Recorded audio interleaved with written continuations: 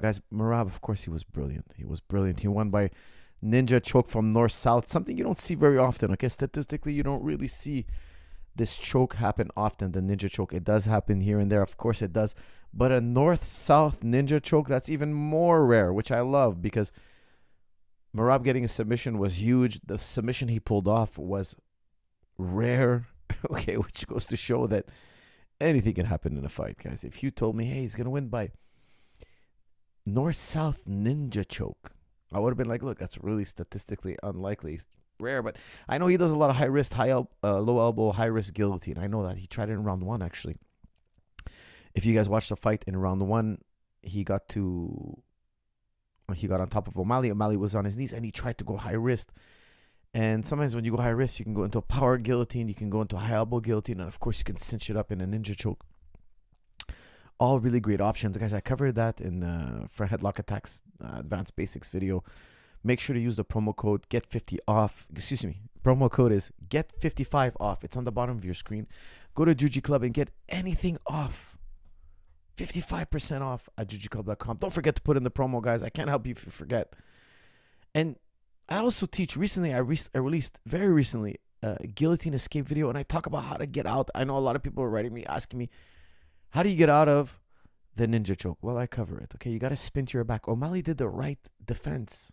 However, when you spin to your back, you got to bring your knees in between your chest and your opponent. That's the one part he was missing. He spun to his back. He had his knees curled up into his chest, but not tight enough. He wasn't using his arms to pry Merab off and sliding his knee in that space. You know, you create a space between you and your opponent, and then you slide your knees in that space. And once you slide your knee in that space, you use your knee as a wedge to break free. O'Malley did the escape well. He didn't do it well enough. Plus, his feet were on the fence. If he had walked along the fence, if he had inverted his body upside down, if he kept lifting his legs kind of towards Merab's back, it's kind of hard to explain verbally, but he could have popped his head out. Yes, definitely. If he was shrimping on his shoulders back and forth towards the fence and climbing up on the fence, he could have popped his head out. The initial escape was good. He did the first part where you have to go to your back. Guys, it's very hard to escape a ninja choke. One thing that's really important is that you spin. O'Malley spun correctly, but he spun without tucking his knee inside between his collarbone and his opponent's collarbone. I show that in my Ultimate Escapes guillotine video. I show it. I teach how to escape the ninja choke. It's a very important choke to escape because it's really tight. It's a very tight choke, very dangerous choke. Merab got it right. He landed under Merab's arm just a little bit. It was beautiful. It was tight. It was the wrong place to put your neck. Not an easy thing to avoid because he was tired. I think O'Malley was tired. Guys, look, I wanna talk about O'Malley first of all. First of all, he fought his heart out. O'Malley fought his heart out. I heard in the pre-fight video, he was saying he quit smoking weed. He was putting more dedication the first time he was injured. I believe the first time he was injured. I do believe it. It didn't make a difference, but I do believe it. Maybe in his head, he was like, maybe it's because I was injured. He had a doubt. Now he's healthier. Maybe he could do better. Maybe smoking weed all the time is not good for him. So he put that away. Like, you could tell that he was really on fight night. O'Malley was looking for the correct shots. He even very closely grazed Merab with a knee. In round two, he threw a knee. Merab was kind of punching him. O'Malley was kind of slipping. I watched it once, twice. It was kind of a slip, kind of a punch. It was hard to tell. But O'Malley threw a knee that, if it had connected, could have been very dangerous for Merab. Merab was looking up at that target. O'Malley's taller. O'Malley's 5'11". Merab's eyes are up. He's kind of jabbing O'Malley, and O'Malley's throwing a knee, and the knee's like just grazing Merab. 1 inch closer, 1 second earlier, it could have been a very bad shot. Not KO necessarily, could be. But I mean, O'Malley was on. You could see he did a lot better against the wrestling. In round two, he defended the wrestling quite beautifully, actually. Quite beautifully. He defended, got up. He didn't get taken down, but he kind of like partially got tripped up a bit. He kept fighting it, pushing Merab off. But at the end of round two, you could tell that O'Malley was tired. He went back to his corner. He was taking deep breaths. He was looking flustered. He was looking like he put in 80% of what he's got. And Merab in his corner was smiling. not breathing at all, just kind of like smiling. He knew. It's like he felt at the end of the round. You could you could see on Merab's face he was so happy. He looked so happy. He didn't get a takedown. Why is he so happy? He felt O'Malley breaking. He felt that O'Malley was at the breaking point. O'Malley fought well in round one. Round one, he fought really well till about 2 minutes where Merab takes over. He gets the takedowns. He brings O'Malley down. He starts to maul O'Malley. Second round is closer. O'Malley does better. You could see O'Malley made adjustments. But it came down to cardio. He couldn't keep up the pace, and Merab knew it. Now, I'll tell you something. Merab showed some very good striking in round two. Merab connected on O'Malley. O'Malley fought back. Merab connected. O'Malley fought back. He defended takedowns. I think Merab felt him slowing down, felt him getting weaker. That's why he had that grin on his face before the end of the round. Before the end of round two, Merab was smiling. It seemed like he was overjoyed. Why was he so overjoyed? I think he felt that O'Malley was slowing down. And then in round three, we definitely saw that. O'Malley slowed down, gets double-legged right away. Merab shoots in, plows right through the legs, pushes him into the fence, picks him up, drops him. And we saw what happened. There was a ninja choke. It was tight. O'Malley spins to his back, and it was just too tight. O'Malley had nothing left. When O'Malley tapped, look at that. After he taps, you could see the expression on his face. He was devastated. It tells me that he put so much into this camp. He put so much to get ready. And I think he really improved. I really think he did better. I know in the first fight he didn't get finished. I get that. A lot of people are going to say, oh, he did worse the second time around. I don't agree. I think he tried more the second time around. He took more risk. Yes, he ended up getting subbed. But there's two reasons for that. One, he took more chances to land early. He fought Merab head on. He wasn't as patient as in the first fight. He tried to go after Merab. He was fighting a lot harder with more urgency against the takedowns. He tried harder to get up. He gave more effort. And the other reason why he lost is because Merab has improved.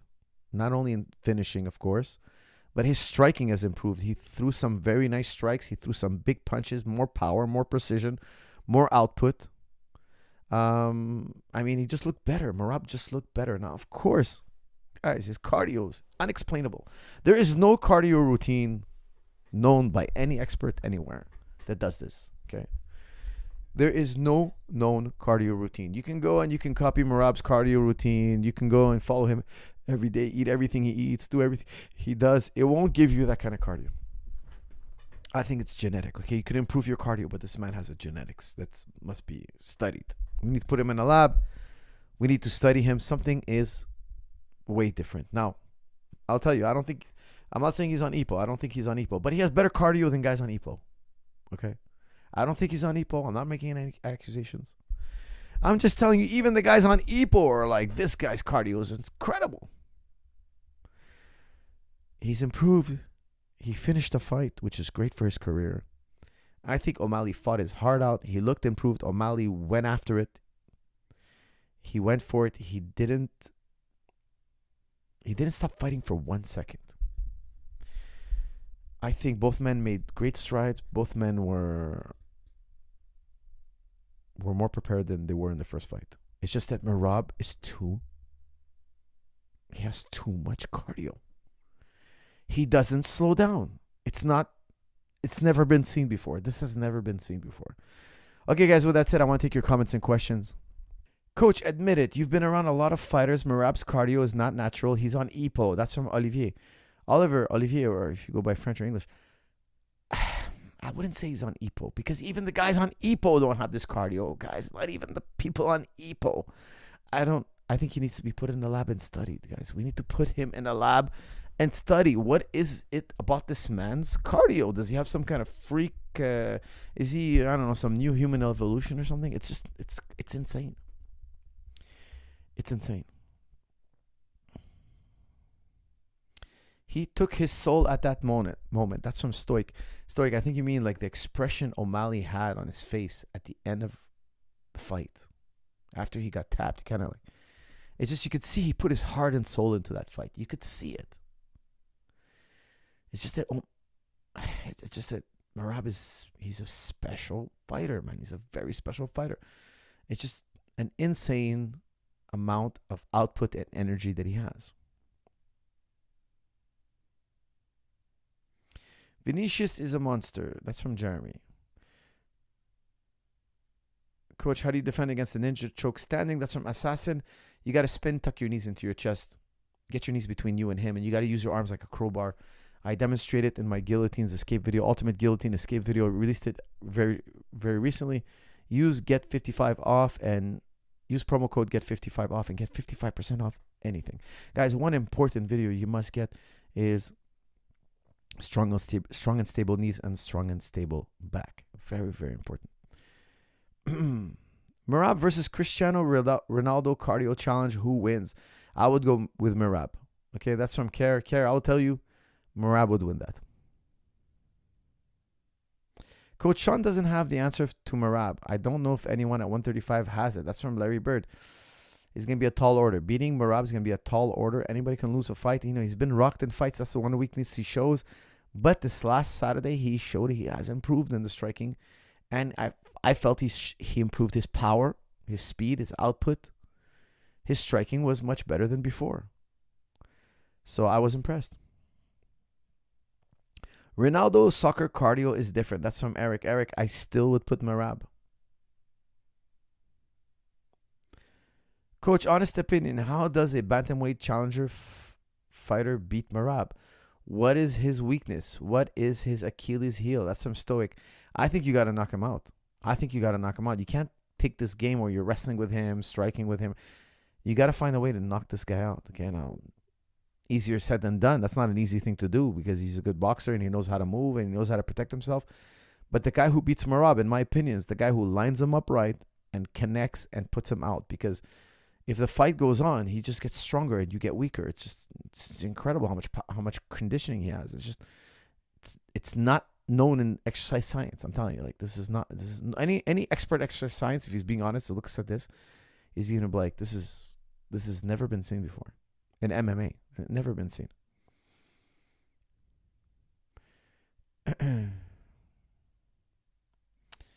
EPO, yes, okay. EPO, excuse me.